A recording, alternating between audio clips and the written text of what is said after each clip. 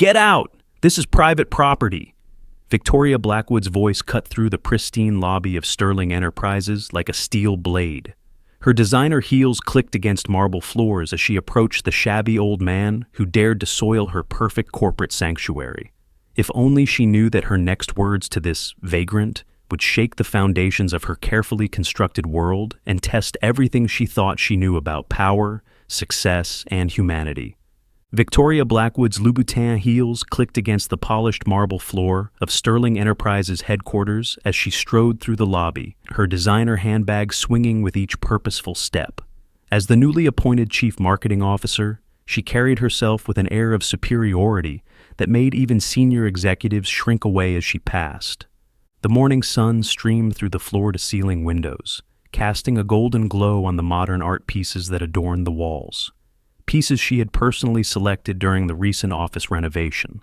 At 35, Victoria had clawed her way to the top through a combination of ruthless ambition and undeniable talent, though many whispered that her marriage to James Blackwood, the nephew of Sterling Enterprises' majority shareholder, hadn't hurt either.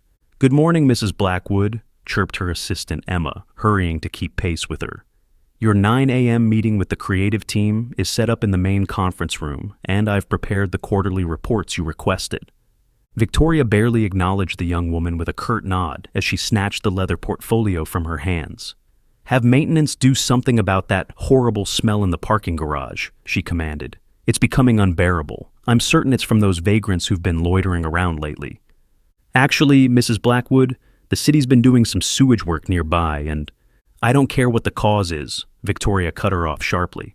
"Just have it dealt with, and have security remove anyone who doesn't belong on the premises. This is a Fortune 500 company, not a homeless shelter." As they approached the elevator bank, Victoria's nose wrinkled in disgust. An elderly man in worn, shabby clothing was sitting on one of the elegant leather benches in the lobby, his weathered hands clutching a tattered backpack. His gray beard was unkempt, and his clothes, though clean, were clearly well worn and patched in several places. "Excuse me," Victoria called out loudly, her voice dripping with disdain. "This is private property. You'll need to leave immediately before I call security." The man looked up at her with startlingly bright blue eyes that seemed to hold a depth of wisdom that momentarily gave her pause. But Victoria quickly brushed aside the uncomfortable feeling. "Ma'am," he said quietly, his voice gravelly but educated, "I'm simply waiting for someone." "I'm sure you are," Victoria replied with a sardonic laugh. "Let me guess. You're here to pitch some sob story about needing money for food or medicine? Well, save it. We don't tolerate panhandlers here. Emma, call security." Emma shifted uncomfortably, her hand hovering over the phone. "Mrs. Blackwood, maybe we should—" "Now, Emma," Victoria snapped. "I won't have someone like this driving away our clients and bringing down the image of this company. Just look at him. He probably hasn't showered in weeks." A small crowd of employees had gathered, watching the scene unfold with mixed expressions of embarrassment and discomfort. The man slowly stood up, his movements deliberate and dignified, despite his shabby appearance. "You know," he said softly, "there was a time when Sterling Enterprises valued people for their character rather than their appearance. Margaret Sterling herself used to say that true worth lies in how we treat others, especially those less fortunate than ourselves." Victoria's perfectly penciled eyebrows shot up. "Oh, and I suppose you were personal friends with Margaret Sterling, the founder's wife who died 20 years ago?" Her laugh was sharp and cutting. "Security will be here any moment. I suggest you leave before they have to escort you out." The man picked up his backpack with careful movements. "You've done well for yourself here, Mrs. Blackwood. New position as CMO, corner office with a view of the bay, company car. You've worked hard to get where you are, but perhaps you've forgotten something important along the way." Victoria's confidence faltered slightly. "How do you know about my promotion?" Before he could answer, 2 security guards approached rapidly. "Is there a problem here, Mrs. Blackwood?" Victoria straightened her designer blazer, regaining her composure. "Yes, please remove this person from the premises immediately, and make sure he doesn't return." As the guards moved toward him, the man held up a hand. "That won't be necessary, gentlemen. I know my way out." He turned to Victoria once more, those penetrating blue eyes seeming to look straight through her carefully constructed facade. You know, Mrs. Blackwood, life has a way of teaching us the lessons we need to learn. Sometimes those lessons come from unexpected places. With that cryptic remark, he turned and walked toward the exit, his gait slow but purposeful. Victoria watched him go, an inexplicable unease settling in her stomach. She quickly shook it off, turning to the gathered crowd, with a sharp glare that sent them scurrying back to their desks. Emma, reschedule my 9 a.m. I need to speak with James about increasing security in the building, and get maintenance up here to sanitize that bench. As Victoria strode toward her office, she didn't notice the slight smile on the security guards' faces, or the knowing looks they exchanged. She was too busy typing out an angry email to her husband about the incident, completely unaware that her perfectly ordered world was about to be turned upside down. That evening, as Victoria sat in her corner office reviewing marketing proposals, her intercom buzzed. "Mrs. Blackwood," Emma's voice came through, sounding oddly nervous. "Mr. Sterling's office called. They've requested your immediate presence in the main boardroom." Victoria frowned.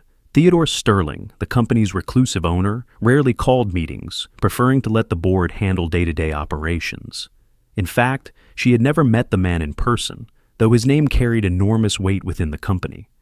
"Did they say what this is about?" she asked, already gathering her things. "No, ma'am, just that it's urgent." Victoria's mind raced as she made her way to the top floor.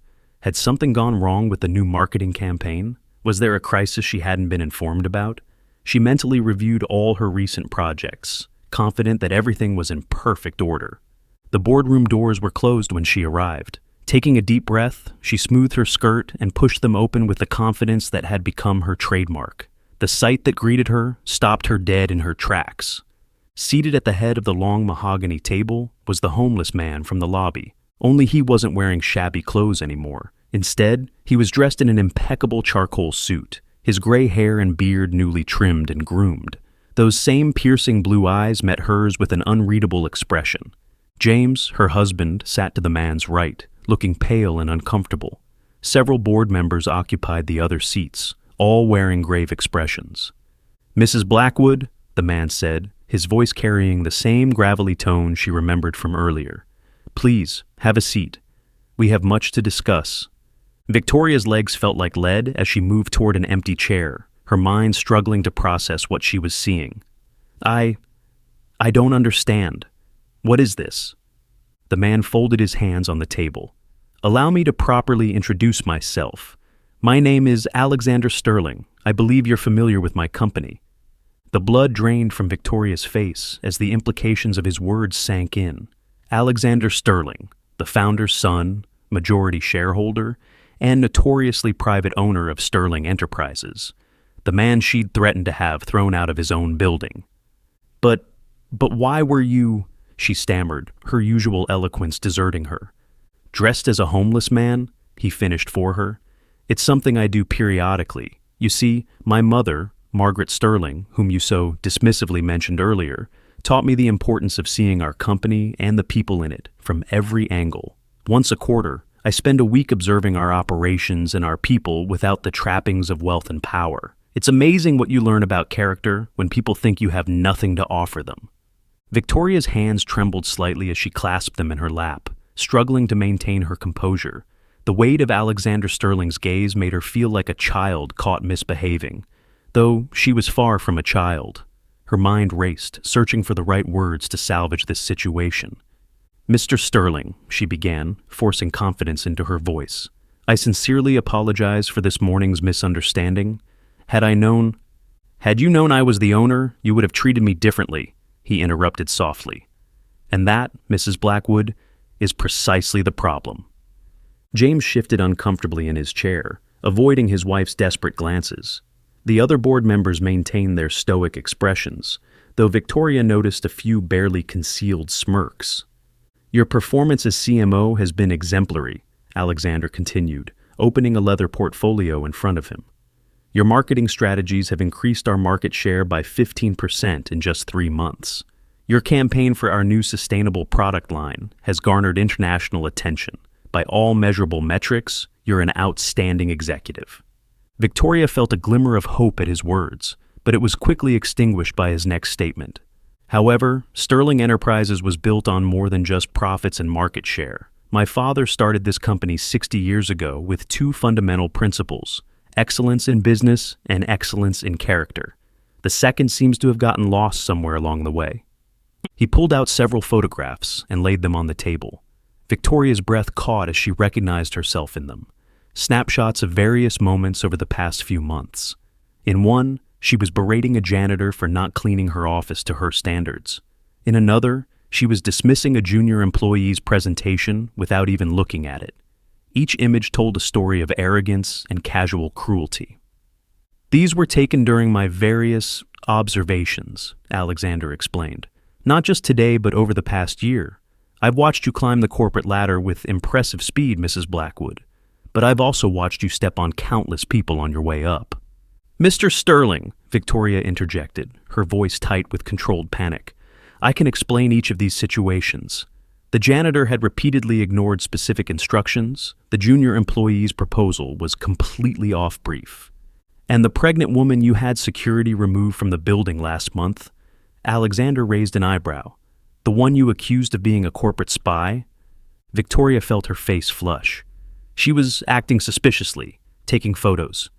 "She was taking photos of our lobby's architecture for her university thesis," Alexander cut in. "She'd obtained proper permission from building management, but you didn't bother to check before having her escorted out in tears." The boardroom fell silent except for the soft hum of the air conditioning. Victoria could feel sweat forming at the base of her neck, threatening to ruin her perfect blowout. Her carefully constructed world was crumbling around her, and for once in her life, she had no control over the situation. Alexander leaned back in his chair, studying her with those penetrating blue eyes. "Tell me, Mrs. Blackwood, do you know the name of the barista who makes your coffee every morning? Or the security guard who opens the parking garage for you? What about your assistant's birthday?" Victoria's silence was answer enough. "Emma's birthday was last week," he said quietly. "She spent her lunch break crying in the bathroom because you berated her for buying the wrong brand of mineral water for your office. She's been working here for 3 years, has a master's degree in business administration, and has submitted several innovative proposals that never made it past your desk because you couldn't be bothered to read anything from just an assistant." James finally spoke up, his voice strained. "Uncle Alex, perhaps we could discuss this privately." "No, James," Alexander's voice was firm, but not unkind. "This needs to be addressed here and now. Your wife's behavior has created a culture of fear and intimidation in what was once known as one of the most employee-friendly companies in the country. The board has received dozens of complaints, but they were all buried because of her connection to you." He turned back to Victoria, who sat frozen in her chair. "Did you know that my father used to work as a janitor? That's how he put himself through night school. He cleaned offices and studied in empty conference rooms after hours. One day, he pitched a business idea to a CEO whose office he cleaned. That CEO became his first investor, and Sterling Enterprises was born." Victoria felt tears threatening to form, but held them back through sheer force of will. She'd worked too hard, come too far to break down now. But as she opened her mouth to speak, Alexander held up his hand. "I'm not finished," he said. "Today's little performance in the lobby wasn't an isolated incident. It was simply the final confirmation of what I've observed over the past year. The question now is, what are we going to do about it?" The implication hung heavy in the air.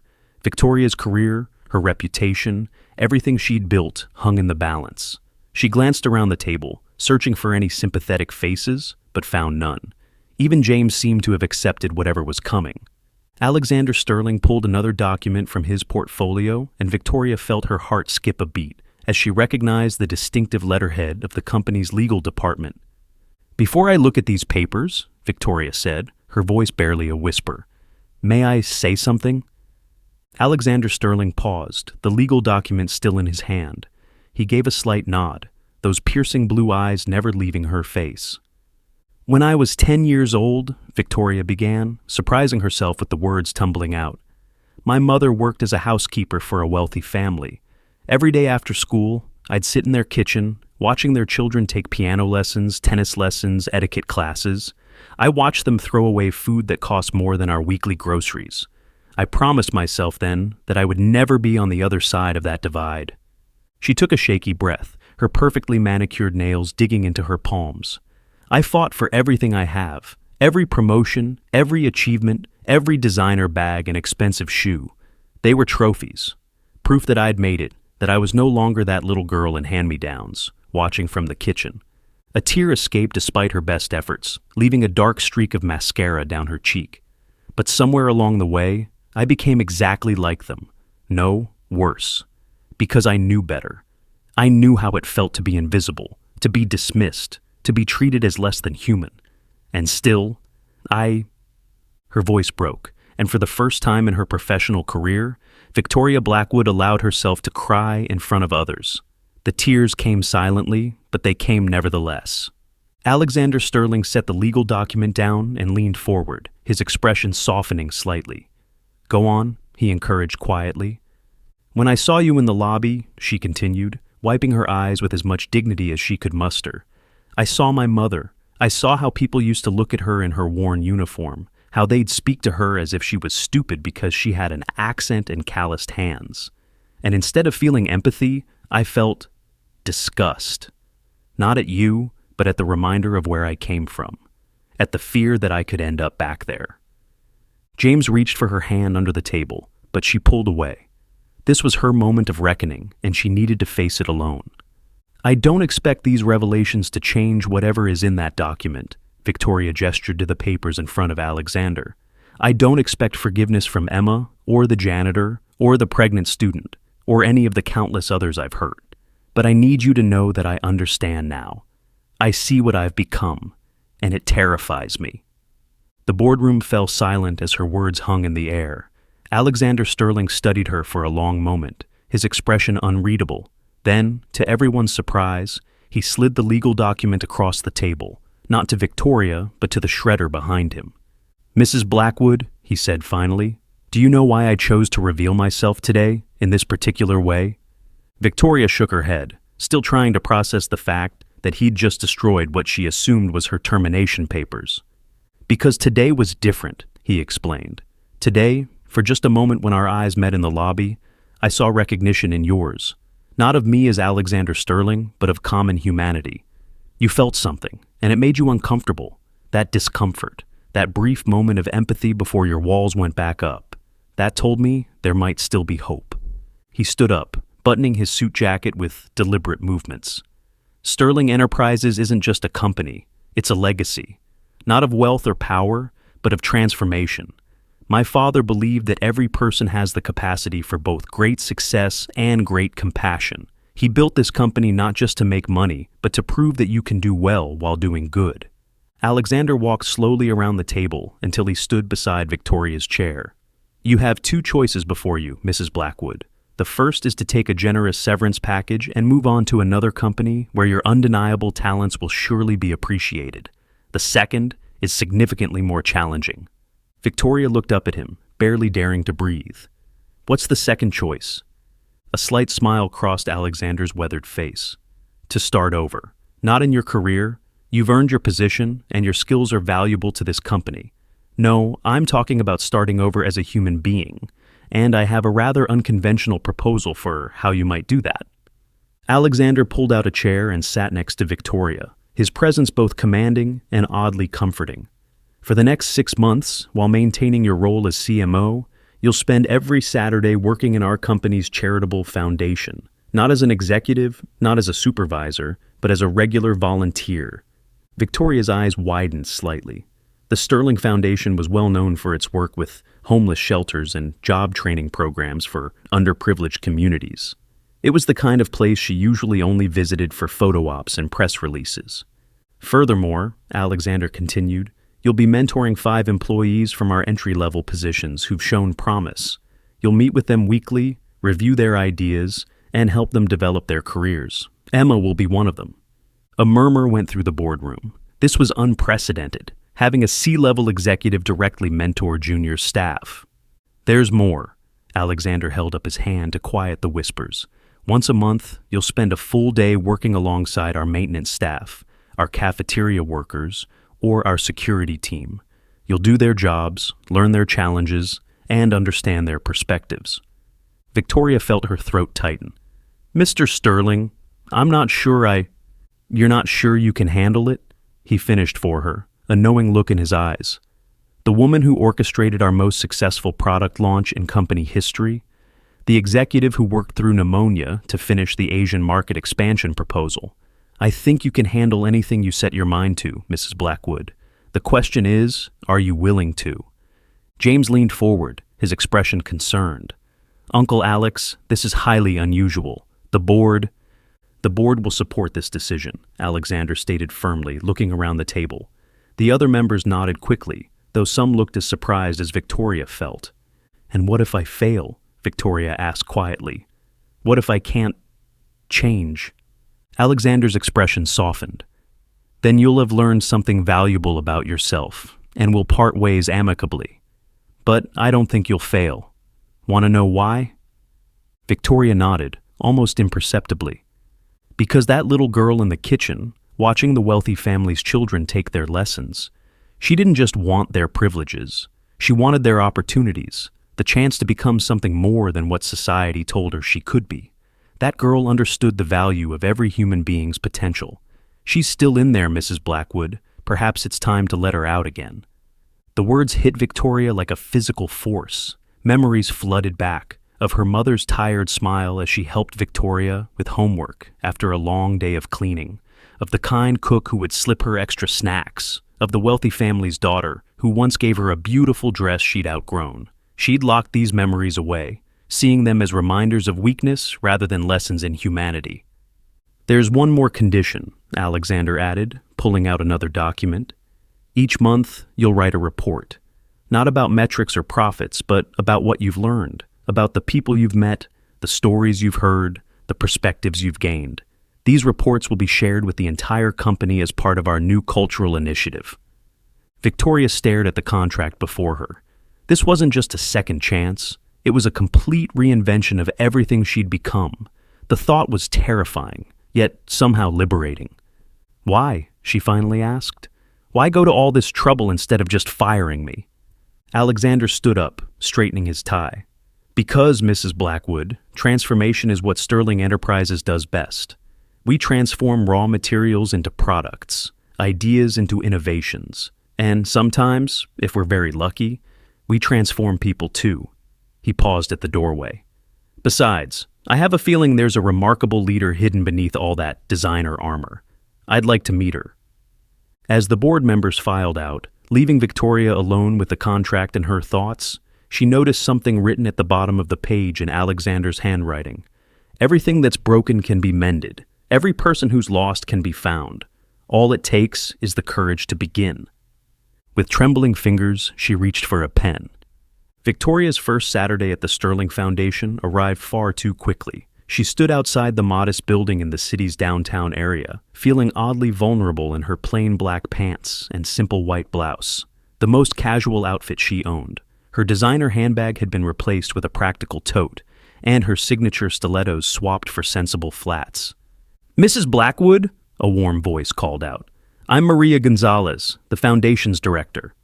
Victoria turned to face a middle-aged woman with laugh lines around her eyes and silver streaks in her dark hair. She wore well-worn jeans and a Foundation t-shirt, her only jewelry a simple wedding band. "Please, call me Victoria," she replied, surprising herself with the informality. Maria's smile widened. "Alex told me you'd be joining us. Come on in. We're just setting up for breakfast service." The Foundation's main room was a large open space filled with round tables and chairs. An industrial kitchen buzzed with activity at one end, while volunteers bustled about setting up serving stations. The smell of coffee and fresh bread filled the air. "We serve breakfast to about 200 people every Saturday," Maria explained as they walked through. "Many of them are regulars, people living in nearby shelters or on the streets. Some are just families going through tough times. Everyone's welcome here." Victoria nodded, trying to hide her discomfort. This was a world she'd deliberately avoided for so long, and now she was about to be immersed in it. "I'm not sure what I'm supposed to do," she admitted. Maria handed her an apron. "Today, you'll be working with Carmen in the kitchen. She's been our head cook for 15 years, and she knows more about running a smooth operation than any business executive I've ever met." The kitchen was a stark contrast to the sleek break rooms at Sterling Enterprises. Here, Instead of gleaming espresso machines and imported snacks, there were huge pots of oatmeal bubbling on industrial stoves and trays of day-old bread being transformed into French toast. Carmen turned out to be a stout woman in her 60s with strong arms and sharp eyes. She took one look at Victoria and pointed to a mountain of potatoes.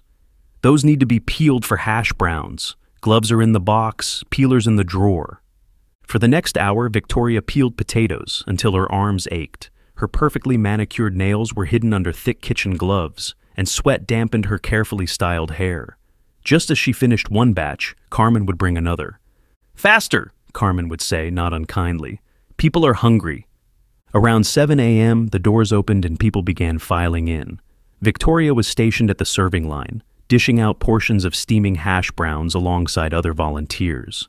She tried not to stare at the parade of humanity before her. Men in threadbare coats, women with tired eyes, children who looked too small for their age. "Thank you, miss," an elderly man said as she filled his plate. His hands were gnarled with arthritis, but his smile was genuine. With a start, Victoria realized he was wearing the same kind of worn jacket she'd sneered at in her office lobby just days ago.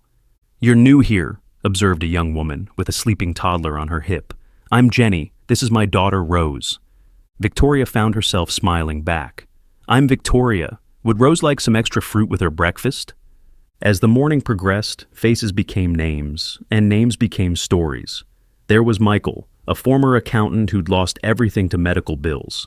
Sarah, a college student who lived in her car while finishing her degree. Tom and Alice, an elderly couple who came as much for the company as for the food. During a brief lull, Carmen appeared beside Victoria with a cup of coffee. "You did good today," she said gruffly. "But you're still too stiff. These people, they're not projects or problems to solve. They're just people who need a good meal and a kind word." Victoria sipped the coffee. It was nothing like her usual premium roast, but somehow it tasted better than any she'd had before. "How do you do this every week?" she asked. "How do you not get overwhelmed by all the need?" Carmen's weathered face softened. "Mija, we don't help everyone. We can't. But we help who we can, how we can, one day at a time. Sometimes it's food. Sometimes it's just treating them like human beings. You'd be surprised how many of them haven't heard a kind word in weeks." As Victoria prepared to leave that afternoon, Maria handed her a folder. "For your first report," she explained. "But don't write it today. Let what you've seen sink in first." In her car, Victoria caught a glimpse of herself in the rearview mirror. Her hair was frizzy, her face was flushed, and there was a smudge of flour on her cheek. She looked nothing like the polished executive who ruled the Sterling Enterprises corridors. Yet, for the first time in years, she felt somehow more real. Her phone buzzed. A text from Alexander Sterling. "How was your first day?" Victoria stared at the message for a long time before replying, "I think I'm beginning to understand." She started her car but didn't head home immediately. Instead, she drove to the coffee shop near her office, the one she visited every morning. The barista looked surprised when Victoria greeted her by name, having read it off her name tag for the first time. "Sarah, right? I'm sorry, but I don't think I've ever properly introduced myself." Monday morning arrived with its usual flurry of meetings and deadlines, but Victoria approached it differently. She'd spent Sunday night reviewing the personnel files of her 5 assigned mentees, actually reading their backgrounds and accomplishments instead of just skimming for highlights. Emma was first on her list. As her assistant entered the office with the usual morning briefing, Victoria noticed things she'd overlooked before: the intelligent way Emma organized information, her subtle anticipation of needs, the diplomatic manner in which she handled difficult situations. "Emma, could we talk for a moment?" Victoria gestured to the chair across from her desk. "Not about the schedule, about your career goals." Emma sat down hesitantly, clutching her tablet like a shield. "My career goals?" "Yes. I saw in your file that you submitted a proposal for improving our digital marketing analytics 6 months ago. I'd like to hear about it." The surprise on Emma's face made Victoria's stomach twist with guilt. You want to hear my idea?" "Yes, I do, and I'm sorry I didn't listen sooner." For the next hour, Victoria listened as Emma outlined her proposal. It was innovative, cost-effective, and addressed several gaps in their current system. Victoria found herself taking notes, asking questions, and wondering how many other brilliant ideas she'd dismissed over the years. "This is excellent work, Emma. I'd like you to present it at the next marketing department meeting. We'll set up some prep sessions to refine the presentation." Emma's eyes widened. "Really? But I'm just an—" "You're not just anything," Victoria interrupted firmly. "You're a talented professional with valuable insights. And starting today, you're also heading up our new digital analytics task force." The joy and disbelief on Emma's face made Victoria realize something. This was what real power felt like. Not the power to intimidate or control, but the power to lift others up, to open doors, to change lives. Later that day, Victoria visited the maintenance department to meet her second mentee, Carlos Rodriguez. She found him repairing a faulty light fixture, his movements precise and methodical. "Mr. Rodriguez," she called out, remembering Carmen's advice about treating everyone with respect. "Do you have a moment?" He climbed down from his ladder, wiping his hands on his uniform. "Mrs. Blackwood, is something wrong with your office?" "No, nothing's wrong. I wanted to discuss your application to our technical training program. You've been taking night classes in electrical engineering?" Carlos straightened with pride. "Yes, ma'am. 2 years now at community college." "And maintaining a 3.8 GPA while working full-time and supporting a family? That's impressive." He looked at her suspiciously, probably wondering if this was some kind of trap. Victoria couldn't blame him. She'd never shown interest in any maintenance worker's life before. "I'd like to offer you a spot in our apprentice engineering program," she said. "You'll work with our technical team during the day and continue your studies at night. The company will cover your tuition." Carlos stared at her, speechless. "But that program is usually for college graduates." "Usually, yes, but exceptional talent deserves exceptional opportunities. Unless you're not interested?" "No, I mean, yes, I'm interested." Carlos broke into a wide smile. "My wife, she always said I could be an engineer, but I never thought—" Victoria remembered her own mother's unwavering belief in her abilities. Sometimes we need others to believe in us before we can believe in ourselves. As she walked back to her office, Victoria noticed people's reactions to her were different. There was less fear in their eyes, more genuine respect. Word had spread quickly about her transformation, and while some remained skeptical, others seemed cautiously optimistic. Her phone buzzed with a text from Alexander Sterling. "Heard about Emma's promotion and Carlos's apprenticeship. Good start. But remember, true change isn't about grand gestures. It's about the small moments of dignity we offer each other every day." Victoria pondered his words as she prepared for her next meeting. She had 3 more mentees to meet, countless relationships to rebuild, and years of damage to undo. The task seemed overwhelming, yet somehow less daunting than maintaining the walls she'd built around herself. On her desk lay a handwritten note from Carmen at the foundation. "See you Saturday, mija. Bring comfortable shoes. We're making soup this time." Victoria smiled, already looking forward to it. She opened her laptop to begin her first monthly report, typing slowly as she considered each word. "What I've learned about leadership in the past week isn't what I expected. It's not about being the smartest, strongest, or most successful person in the room. It's about seeing the potential in others and helping them realize it. It's about—" The weeks flew by, each one bringing new challenges and revelations. Victoria's third mentee turned out to be Sarah Chen, a quiet data entry clerk whose subtle suggestions had saved the company thousands in processing costs, suggestions that had previously been ignored due to her junior position.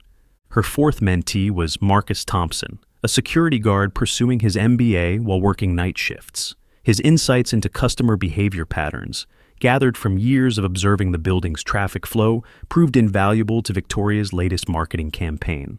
The fifth was Diane Williams, a cafeteria worker who'd single-handedly implemented a food waste reduction program that cut the company's catering costs by 30%. She'd been trying to get management's attention for months. Each of them had stories that humbled Victoria, talents that amazed her, and dreams that inspired her. But it was during her mandatory days working alongside different departments that she learned her most profound lessons.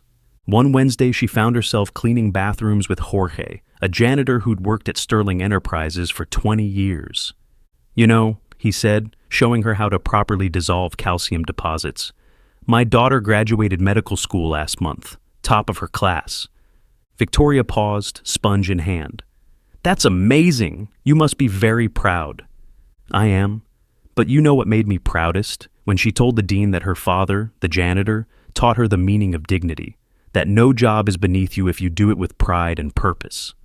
On another day, she worked in the mailroom with Beatrice, a woman in her 50s who knew every employee's name, department, and coffee preference. People think we just sort letters, Beatrice explained, deftly organizing packages. But we're the heart of the company's communication. I know when Sarah in accounting is expecting her baby shower invitations, or when Mr. Johnson in legal is waiting for his daughter's college acceptance letter. These aren't just deliveries, they're moments in people's lives. Each Saturday at the foundation revealed new dimensions of humanity. Victoria learned to make massive pots of soup with Carmen, to comfort distressed mothers with Maria, and to listen, really listen, to the stories of those who came through their doors.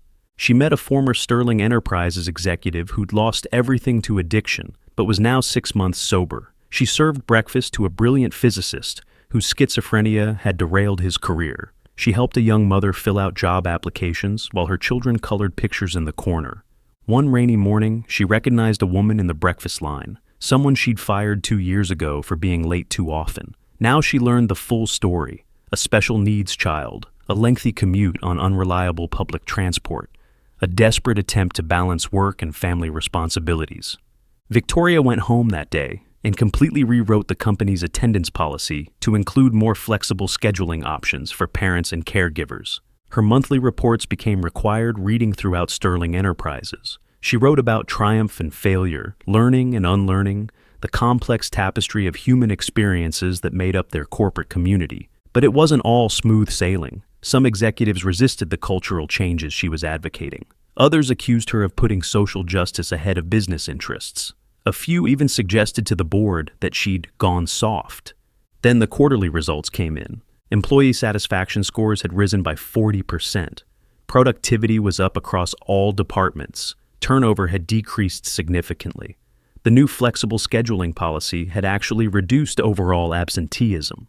The mentorship program was producing innovative solutions to long-standing problems. Even more surprisingly, the company's public image had improved dramatically. Customers were responding positively to the authentic, human-centered approach that was now evident in their marketing and customer service. One evening, as Victoria was leaving the office, she found Alexander Sterling waiting by her car. "Walk with me," he said, gesturing toward the park across the street. As they strolled through the autumn evening, he asked, "Do you remember what you said to me that day in the lobby, about not tolerating people who might drive away our clients?" Victoria winced at the memory. "I was wrong about so many things." "Yes," he agreed simply. "But do you know what you were most wrong about?" She looked at him questioningly. "You thought success and compassion were mutually exclusive, that to reach the top, you had to step on others. But the truth is, true success only comes when we lift others as we climb." He stopped, turning to face her. "The board meeting tomorrow. I assume you're prepared?" Victoria nodded.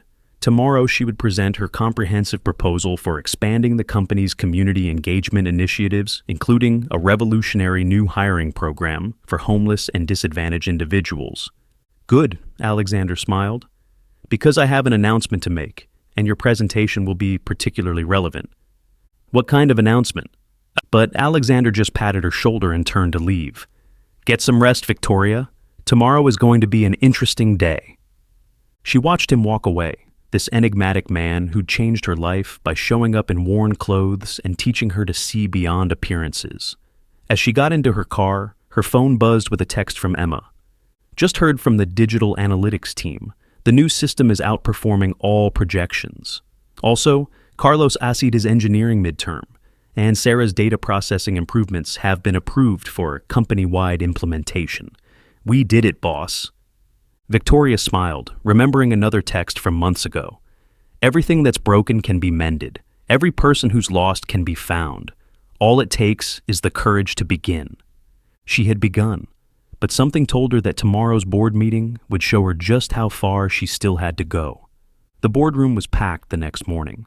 Victoria noticed unfamiliar faces among the usual board members, community leaders, foundation workers, even some of the regular Saturday morning breakfast guests she'd come to know. Her heart skipped when she saw Carmen and Maria sitting near the front, dressed in their Sunday best. Alexander Sterling stood at the head of the table, commanding attention without saying a word. 6 months ago, he began, we conducted an experiment in transformation, not just of one person, but of an entire corporate culture. Mrs. Blackwood, would you share your findings? Victoria rose, her presentations ready, but somehow the rehearsed speech didn't feel right anymore. Instead, she looked around the room, meeting the eyes of people who'd taught her more about leadership than any business school ever had. I could show you statistics, she said. Improved productivity metrics, increased profit margins, enhanced public perception. But that's not what this transformation has really been about. She paused, gathering her thoughts. It's been about understanding that a company isn't just a collection of assets and resources. It's a community of human beings. She gestured to Carlos, sitting proudly in his new engineering department jacket, to Emma, confidently taking notes on her tablet, to Jorge, Beatrice, and all the others who'd helped her see the truth about leadership. We've discovered that when we invest in people, all people, at every level, the returns are exponential, not just in profits, but in innovation, loyalty, and human potential. For the next hour, she outlined her vision for Sterling Enterprises' future, partnering with the foundation to create job training programs, establishing a micro-lending program for employees facing hardship, expanding educational opportunities across all departments, and implementing flexible policies that recognize the complex realities of people's lives. When she finished, Alexander Sterling stood again. Thank you, Victoria. And now for my announcement. He smiled, those familiar blue eyes twinkling. As of today, I am stepping down as CEO of Sterling Enterprises. A gasp went through the room. Victoria felt her heart stop. Over the past 6 months, I've watched someone transform from a ruthless executive into a true leader.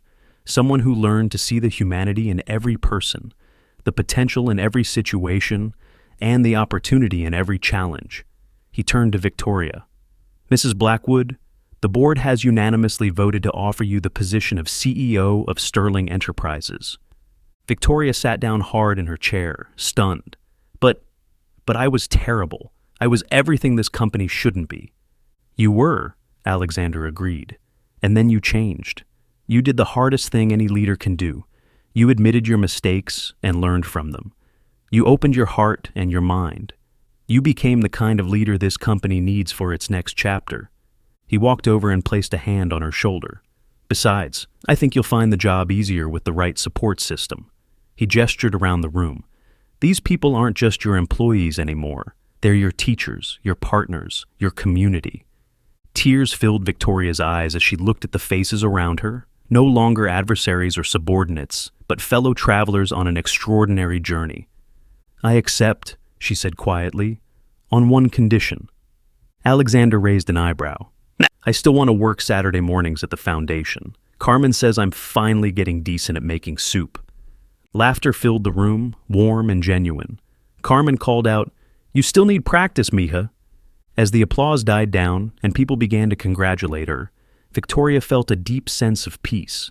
She thought about that little girl in the kitchen, watching from the shadows, dreaming of a different life. She had achieved that dream, but not in the way she'd expected. Success, she'd learned, wasn't about climbing over others to reach the top. It was about building a ladder strong enough for everyone to climb together.